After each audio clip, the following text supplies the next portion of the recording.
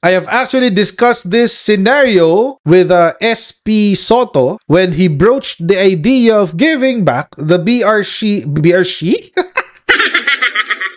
Nahawa na ako kay Shara.